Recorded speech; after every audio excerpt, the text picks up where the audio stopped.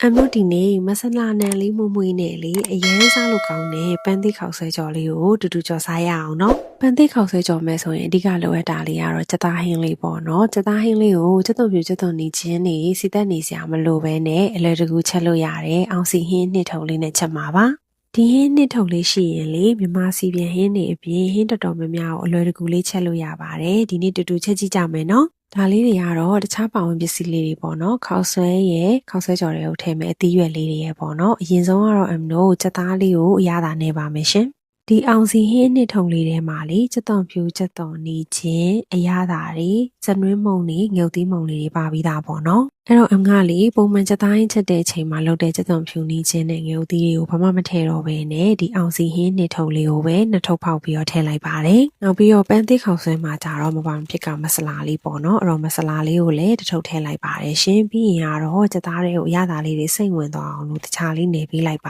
တယ်ဒီအောင်စီဟင်းနှစ်ထုံလေးကိုလေဖောက်လိုက်တဲ့အချိန်ကစပြီးတော့အနံ့လေးကမှုှေးတက်လာတာသိလားချက်သွန်နီနံ့လေးတော်တော်လေးကိုမှုှေးပါတယ်မြစ်သားချက်သွန်နီလေးတွေကိုအဓိကထားပြီးသုံးထားတယ်လို့ပြောပါတယ်ရှင်ချက်သားလေးကိုလေအနည်းဆုံး15မိနစ်လောက်နှက်ထားပေးပါနော်ပြီးရင်ကတော့စချက်လို့ရပါပြီဒဲဝဲမှာစီလေးနည်းနည်းလေးပဲထည့်ပြီးတော့ကရဝေးရွက်နဲ့တကြပိုးကောက်လေးတွေကို10မိနစ်လောက်ကြော်ပေးပါမယ်ပြီးရင်ကတော့ခုနကအရသာနှက်ထားတဲ့ချက်သားလေးတွေကိုထည့်လိုက်ပါမယ်အောင်စီဟင်းနှစ်ထုပ်ထဲမှာစီပါပြီးသားဆိုတော့လေအငါစီကိုလည်းခုနကကရဝေးရွက်ကြော်ဖို့ပဲနည်းနည်းလေးပဲထည့်တာပေါ့နော်စနွေးမုံတို့ဘာလို့ဘာမှထပ်ထည့်စရာမလိုဘူးပေါ့နော်သူကစီပြန်ဟင်းချက်လို့ရတဲ့ပေါင်ပစ္စည်းတွေအကုန်လုံးပါပြီးသားဆိုတော့လေတော်တော်လေးကိုလွယ်ကူပြီးတော့အဆင်ပြေတယ်သိလားချက်သားလေးကိုမီးဖိုပေါ်မှာ2မိနစ်3မိနစ်လောက်ခဏလောက်လုံးချက်ပေးပေါ့နော်ပြီးရင်ကတော့အငါရင်နွေးလေးနည်းနည်းလေးထပ်ထည့်ပြီးတော့အပေါ်ရန်လေးတွေတင်းလာတဲ့ဒီဆက်ပြီးတော့လုံးချက်ပေးပါတယ်ဒီဟင်းနှစ်ထုံလေးကချက်ပြီးသားဆိုတော့လေရင်နွေးလေးနည်းနည်းလေးထည့်ပြီးတော့လုံးချက်ပေးရင်ပိုပြီးကောင်းပါတယ်ချက်သားလေးရဲ့အပေါ်ရန်လေးတွေတော်တော်လေးတင်းလာပြီဆိုတော့မှချက်သားလေးတော်တော်လေးမြုပ်တဲ့အထ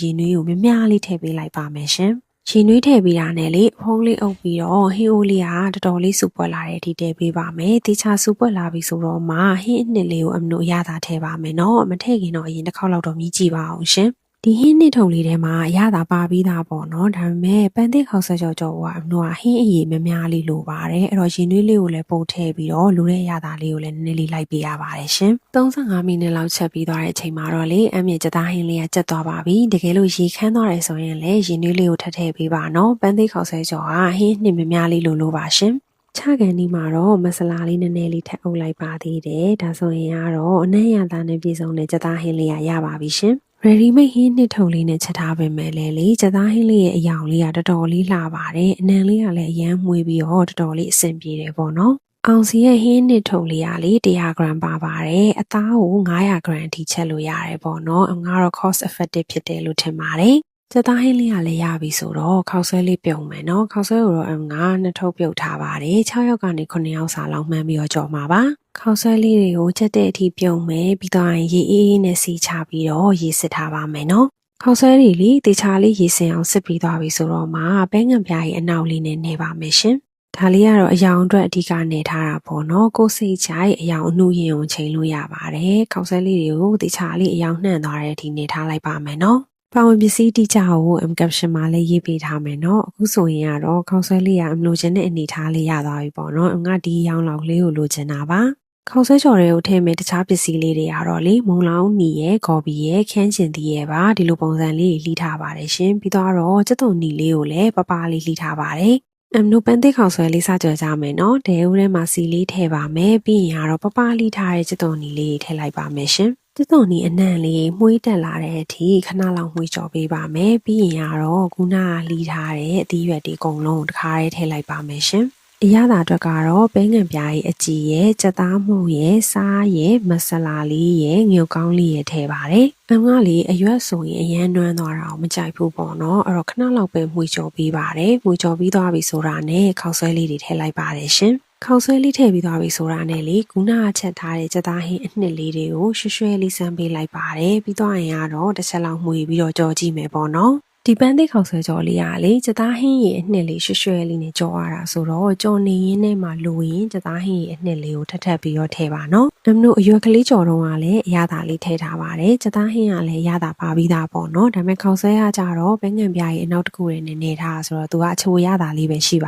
တယ်ရှင်။ အဲ့တော့လေခောက်ဆွဲလေးကိုအသီးရွက်တွေနဲ့တခြားလေးရောသွားအောင်အရင်ဆုံးမှွေကြော်ပေးပါနော်ပြီးတော့မှရတာလေးတစ်ချက်မြည်ပြီးတော့လိုတော့မှရတာလေးနည်းနည်းကိုထည့်ပါရှင်အမကတော့ဟင်းအနှစ်ရေးလေးနည်းနည်းရဲ့စားလေးနည်းနည်းရဲ့စသားမုံလေးနည်းနည်းရဲ့ထည့်ပါတယ်ပြီးတော့ရင်ကတော့အကုန်လုံးကိုရောသမသွားအောင်မှွေကြော်ပေးလိုက်ပါတယ်ရှင်အရသာလည်းစိတ်ကြိုက်ဖြစ်ပြီးခောက်ဆွဲသားလေးကလည်းဤသွားပြီဆိုရင်ကတော့နောက်ဆုံးအနေနဲ့မဆလာလေးရဲ့နည်းနည်းမလေးရဲ့အုပ်ပေးလိုက်ပါတယ်နည်းနည်းမကြရင်လည်းကြက်တုံမိတ်လေးလည်းအုပ်လို့ရပါတယ်နော်အားလုံးကိုတခြားလေးတစ်ခေါက်လောက်ရုံးမွေပြီးတော့ကြော်ပေးလိုက်ပါအောင်နော်ဒါဆိုရင်ကတော့ပန်းသစ်ခောက်ဆွဲကြော်လေးရပါပြီအငါတော့စိုက်မပြင်းတဲ့ပုံစံအတိုင်းကြက်ဥကြော်လေးနဲ့ပြင်ပြမယ်နော်အိုးတက်တလုံးထဲမှာလေးစီလေးနည်းနည်းထည့်ပြီးတော့ကြက်ဥလေးကိုဖောက်ထည့်ပါရှင်ပြီးတော့ရင်ကတော့ဒီလိုလေးဖြတ်ပေးလိုက်ပါတယ်ကြက်ဥတွေချက်မသွားခင်လေးခက်မြမြန်လေးပေါ့နော်ကြော်ထားတဲ့ခောက်ဆွဲလေးတွေထည့်ပေးလိုက်ပါဆိုင်နေမှာဆိုရင်လေခောက်ဆွဲတွေကိုအများကြီးကြော်ပြီးသွားပြီဆိုတော့မှတပွဲချင်းစီအတွက်ကိုဒီလိုကြက်ဥကြော်လေးနဲ့ပြန်ပြီးတော့ကပ်ပေးလိုက်တာပေါ့နော်အငါအဲ့လိုပုံစံလေးလုပ်ပြခြင်းလို့ပါရှင်